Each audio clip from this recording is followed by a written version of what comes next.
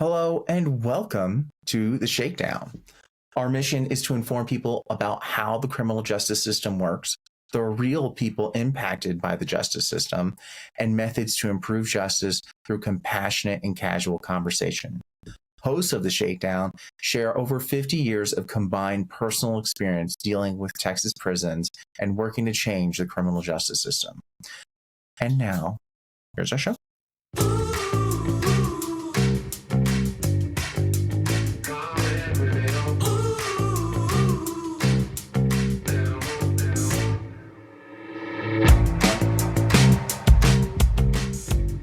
I'd like that. It'd be nice if that was the. It was honestly that was one of the things I thought when he first got elected was that, well, if that means he can win, then that opens it up to more people to getting involved in politics. Right. But and at the same time, how many people who get a mugshot then can just not only leave the sheriff's department and just leave straight out the door in a suit, but they can leave and then go straight to their private jet and take off. Right. That doesn't happen. Like, that's right. And when you think about it, you're like, boy, times have changed. Times have really changed when we look at politics and how we judge people, because we have a president who has a mugshot, got on his private jet, and now he's campaigning to run again. And he's in trial. He's actively have charges against him. I'm like, boy, this is really making America great. I just thought I said, man, he's so radical. Who's gonna check him? Who's gonna go against him? And he is the dream of literally living unapologetically. He just does what he wants to do. And for that, I like that piece about it. He doesn't care. This is who he is, and he stands for that. And hopefully, we'll see how it goes. But on the bright side, I'm looking at, okay, what are the changes? How can he take this and make this great? And look at other people who are in these situations that may have been wrongfully convicted, or facing legal charges. You can just walk out now, pass a law, right?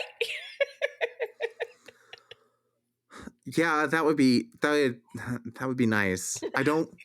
I don't.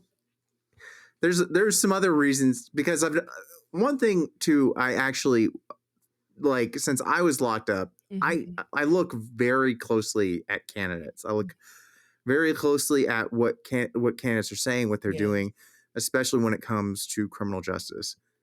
And there are very few on the presidential level, I will say. I was really surprised, actually, when I was looking at the primaries this year. Mm-hmm.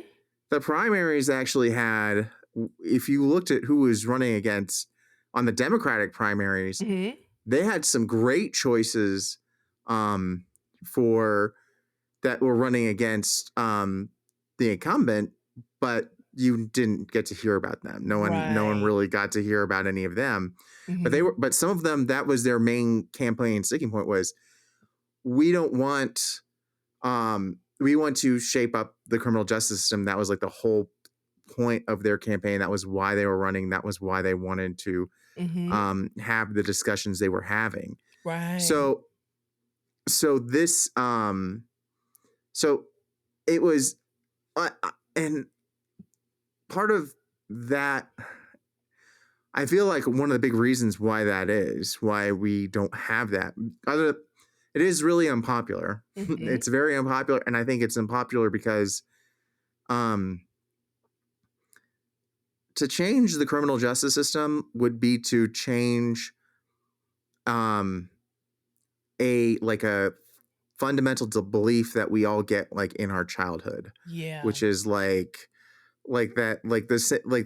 stories that we get from cop shows and from Chicago PD, from Law and Order, from cops, even, is that there are bad people who are going to hurt you or doing dangerous things, or or all these crime families or whatever that are running around in the background, and the police are out there to find them, and that's their job, and then the lawyers help put them Right. away, and then Right. that's what they're doing, and then like the system's not perfect, but Mhm. it's like that's what it's doing, that's what it was designed to do, and that's how it Yeah. works. But in reality, the problem is that in reality that's not what it was ever designed to do. Right. It wasn't designed to go after quote unquote bad people. And it was designed to go after certain types of people Yes. and lock them up, because you'll notice, like I said, the reason you can have a former president leave on a jet while someone who drank too much at a bar ends up at the like he's gonna have to sleep it off, or Yeah. he's not going to be leaving anytime soon, Mhm. is because generally has to do with money. Yeah. And it just like there's certain crime.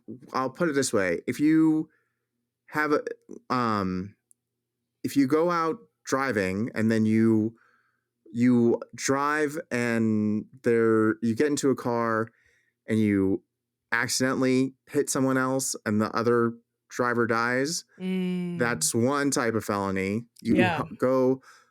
You go and you intentionally drive over someone, that's another type of Another felony. type of felony. Yeah. But if you design a car that fails and ends up killing a bunch of people, that is a misdemeanor. That's insane. That's Right. insane, right? Um, Yeah. the different laws, and it's like, well, who are we protecting? It's I, I would like in a perfect world that more people in the field of therapy or the field of mental health can be employed in these different sectors, just to bring the holistic understanding of the importance of mental health. And maybe we can read, like, in terms of policy reform, look at some of these laws, because it's been going on since the beginning of time. It's like, well, this is the way we do things, this is how it's always been. But we all, like, they say in AA, if you do the same thing and expect different results, that's insanity. And we're literally in this insanity of we're having the same results with the same type of criminal behavior. And I think a lot of it is that we take the greatness out of being a human being.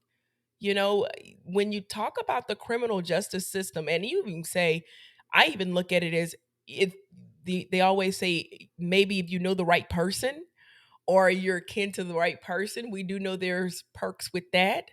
But for the average citizen, human being, you go out and commit a crime where it could just been an accident, and my God, the world's looking at you, you know, especially a therapist. My God, the code of ethics that we have to follow.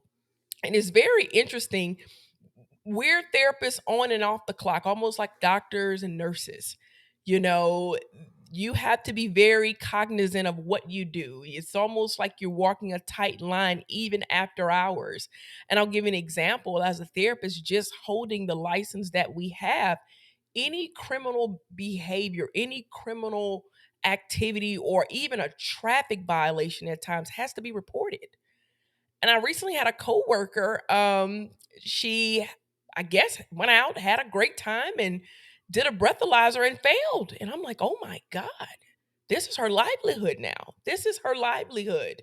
So, especially for people who are in the helping profession, I can't I'm not given the opportunity to screw up in any kind of way. I can't. And I get it. We're held to a higher accountability because we are helping the public.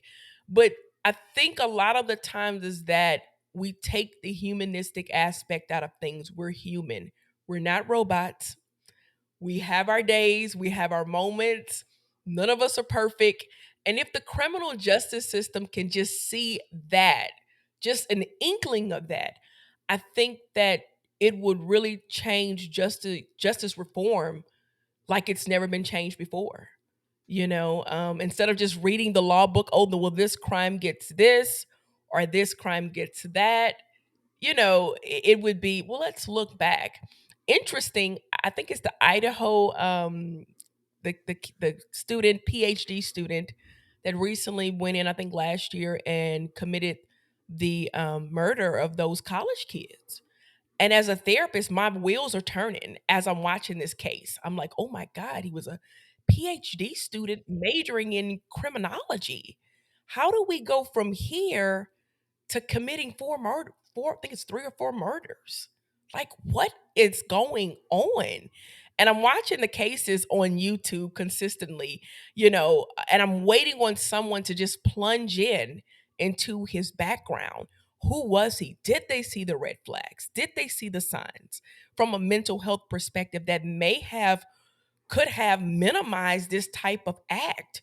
One thing was he was very introverted, and he was.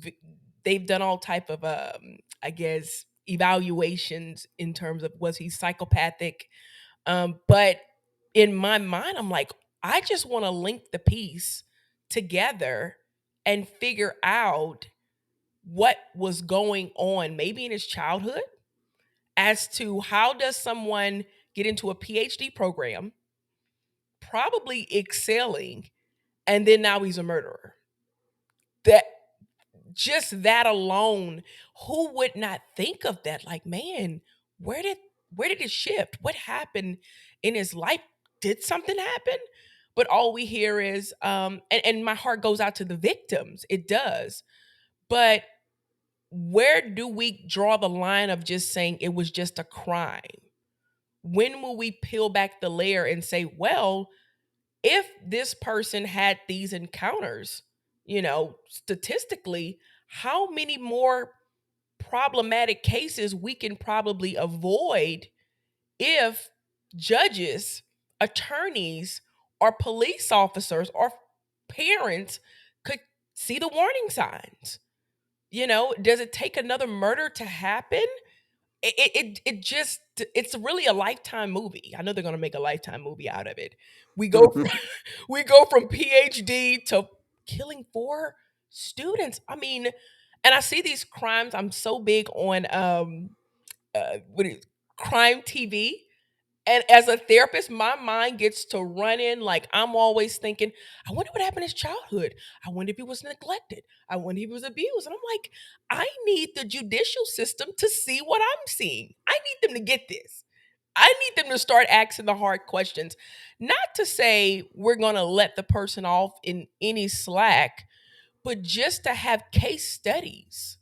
Not just saying, like you said, well, the law book says if you do this, this is a perfect example of a triple homicide and this is the conviction. We need case studies in law school to say, let's look back at his past. So this probably can be used in some type of intervention to say, this is what we need to look for. Teaching parents, the police department, someone to say, hey, we're missing the signs here. And I see that a lot with veterans, where the signs are missed. And there's statistics on veterans committing suicide every, I think, 8 minutes. And to me, that is mind boggling because it's like, wait a minute. We know this information, but what are we doing about it? Not just veterans, people. I'm a fond believer. People wear masks every day, invisible mask. COVID helped us out a lot because you were able to hide your identity to a certain degree for 3 or 4 years. But in all actuality, sometimes I'm not talking to the person that's sitting in front of me.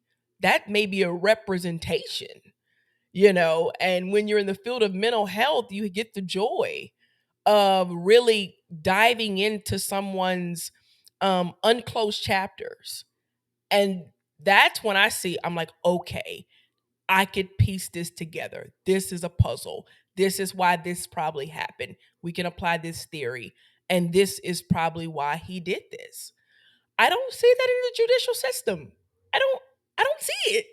And it's like, where are we going? What are we gonna do? What's the change?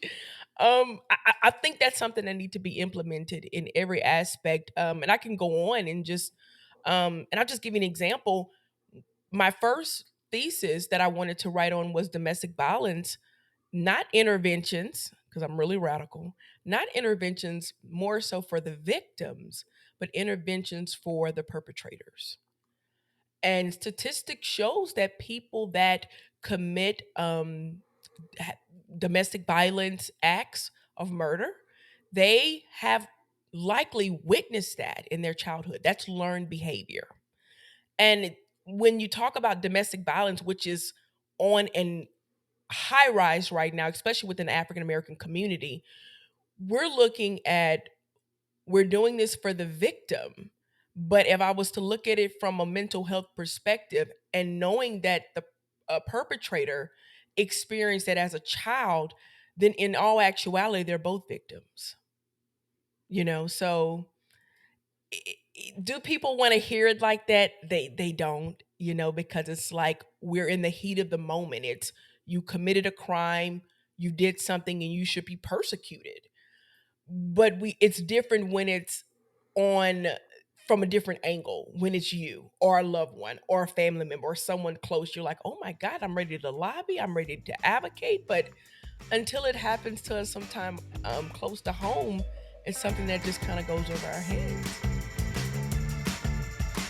I agree. You can find Shakedown merch, graphic novels, and other projects at waywordpress.com. That's WAYWORD press.com.